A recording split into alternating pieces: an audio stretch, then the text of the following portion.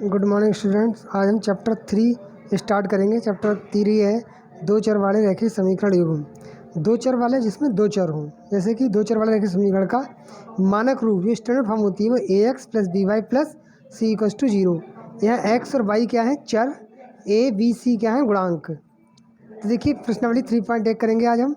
आफ्ताब अपनी पुत्री से कहता है 7 वर्ष पूर्व मैं तुमसे 7 गुनी आयु का था, अब से 3 वर्ष बाद मैं तुमसे केवल 3 गुनी आयु का रह जाऊंगा। क्या ये मनोरंजक है? इस स्थिति को बीजगणितीय एवं ग्राफीय रूपों में व्यक्त कीजिए। माना आफ्ताब की वर्तमान आयु बराबर x वर्ष, पुत्री की वर्तमान आयु बराबर y वर्ष। प्रथम शर्त से 7 वर्ष पूर्व आफ्ताब की आयु x माइनस 7, किसी की भी आयु पूर्व मतलब पहले कम होती है इसलिए माइनस करेंगे। अब जब आफ्ताब की आयु कम है तो उसकी पुत्री की भी आयु कम होगी, तो 7 वर्ष पूर्व पुत्री की आयु बराबर y minus 7।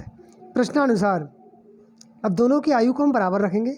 x minus 7 Aftab की आयु, y माइनस 7 पुत्री की आयु। तो पुत्री छोटी होती है, पिता बड़ा होता है, तो पुत्री में मल्टीप्लाई करेंगे 7 से, क्योंकि कहा ना आफ्ताब 7 गुना है उससे, तो इसलिए पुत्री में 7 से करेंगे जिससे बराबर हो जाए। अगर पिता में 7 गुना करेंगे तो 49 गुना हो जाएगा, तभी बराबर रखा है। x माइनस 7, 7 से गुणा की 7 बाई, माइनस 7 7 49, एक्स इसको चलाए माइनस 7 बाई,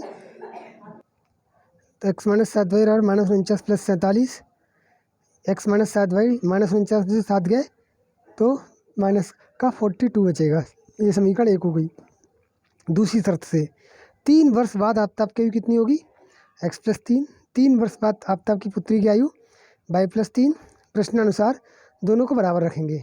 x प्लस 3 बराबर y प्लस 3, 3 गुनी पिता की है तो किसी करेंगे पुत्री को। 3 से गुणा की 3 बाई, 3 3 9, 3 बाई इधर ले आए, माइनस एक्स माइनस 3 वाई हो गया। ये 9 प्लस का 3 माइनस 3 हो गया, x minus 3 Y equals to 6। ये क्वेश्चन नंबर 2 हो गई। ये हमारी बीजगणितीय निरूपण हो गया। अब इसे हम ग्राफी विधि से करेंगे। तो ग्राफी विधि से करने के लिए हमें इसके 2 शून्य निकालने पड़ेंगे। एक बार समीकरण 1 में x बराबर 0 रखेंगे, तो x की जगह 0 रखा, 7 minus 7 by minus 42, minus minus cancel हो गया, y बराबर 42/7, y बराबर 6 आ गया, यानी 0, 6 हो गया। समीकरण 1 में फिर y बराबर 0 रखेंगे, तो x माइनस 7 गुणा y का मान 0, माइनस 42, x माइनस 0 और माइनस 42, x बराबर माइनस 42, माइनस 42, 0। इस तरीके से टेबल बना लेंगे। x की वैल्यू 0 तो y की 6, x की वैल्यू माइनस 42, y की वैल्यू 0। अब ऐसी समीकरण 2 में x बराबर 0 रखेंगे तो ये 0, माइनस 2 आ गया। समीकरण y बराबर 0 रखेंगे तो ये 6, 0 आ गया। अब इसे ग्राफी विधि से दिखाएंगे हम। तो हम देखेंगे हमारे पास x में सबसे बड़ी वैल्यू माइनस 42 है और x एक्सिस में प्लस 6 है। तो हमने क्या किया, एक पैमाना लिया कि x अक्ष पर 6 इकाई बराबर 1 सेंटीमीटर। 6 का गैप लिया, 6 कम 6 दूनी 12, 36 12, 6 24, 6 35, 6 37, 42।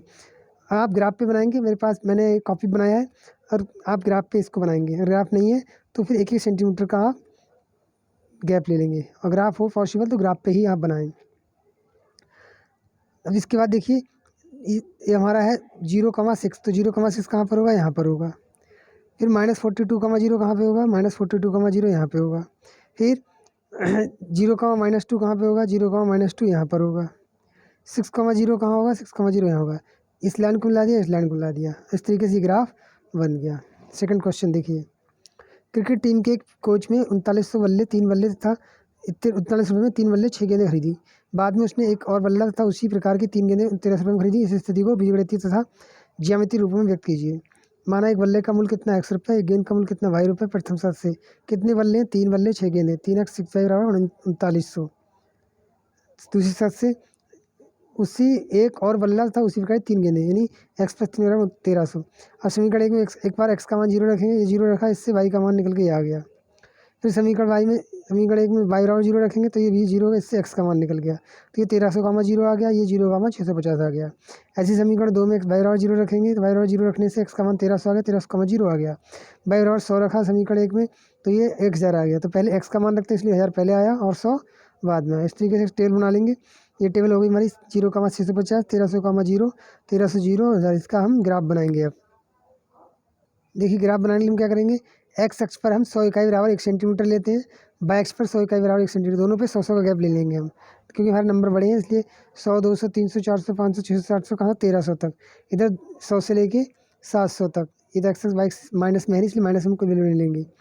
अब हम देखो इसमें हमने क्या किया, हमारी पीछे टेबल दे रखी थी 1300, 0, तो 1300 x का मान है, y का मान 0 यहाँ पे होगा। फिर था 0,650, तो 0 ये है, 650 कहाँ होगा? 700, 600 के बीच में। फिर दूसरी इक्वेशन थी, उसका दे रखा था 1300, उसका ही रहेगा। और एक बिंदु था 1000, 100। तो देखिए ये यहाँ से 1000 गया, यहाँ से 100 गया, तो 100, 1000 हो गया। इस तरीके से ग्राफ हमारा कंप्लीट हो गया। थर्ड क्वेश्चन देखिए, 2 kg सेब और 1 kg अंगूर का मूल किसी दिन 160 रुपये था। 1 महीने बाद 4 kg सेब का मूल, 2 kg अंगूर का मूल 300 रुपये हो जाता है। इस स्थिति को बिगड़ती है ज्यामितीय रूप में कीजिए। माना 1 किलो सेब का मूल कितना होगा, ₹X। 1 किलो वाई का अंगूर का ₹Y। प्रथम शर्त से कितने किलो हैं, 2 किलो सेब, 2x कितने अंगूर, y कितने रुपये देने पड़ रहे हैं, 160। ऐसे ही 4 kg और 2 kg, तो 4x + 2y 300। समीकरण 1 में x बराबर जी, ये तो बीजगणितीय निरूपण हो गया।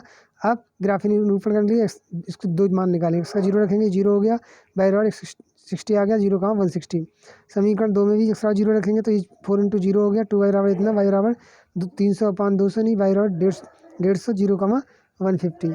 फिर समीकरण 1 में y बराबर 0 रखेंगे, 2x + y का मान 0 हो गया, 2x बराबर 160, x बराबर 160/2, 80, 0 आ गया। ऐसे समीकरण 2 में y बराबर 0 रखेंगे, x बराबर + 2y बराबर 0, तो ये y का मान 0 हो गया। फॉर x बराबर 300/400, 300/4, 4 से काटेंगे, 478 × 20, x का मान 75 आ गया। ये आ गया 75,0। अब देखिए ग्राफ बनाएंगे हम। ग्राफ में देखेंगे सबसे बड़ी संख्या हमारा x एक्सिस पे 80 है, नीचे 160 है। तो हम x एक्सिस पे 1 इकाई बराबर 10 इकाई बराबर 1 सेंटीमीटर ले लेंगे। 10, 20, 30, 40 कहाँ तक, 80 तक। y अक्ष पर 20 इकाई बराबर 1 सेंटीमीटर लेंगे। 20, 40, 60, 80, 100, आप 10-10 का भी गैप ले सकते हैं, लेकिन हमारा ग्राफ छोटा होने इसलिए हमने 20-20 का गैप लिया। अब देखिए यहाँ पे 0, 160 कहाँ पे होगा, ये होगा 0, 160, ये वाला, ये हमारा 0, 160 पॉइंट होगा। एंड 80, 0 कहाँ होगा, 80, 0 ये होगा।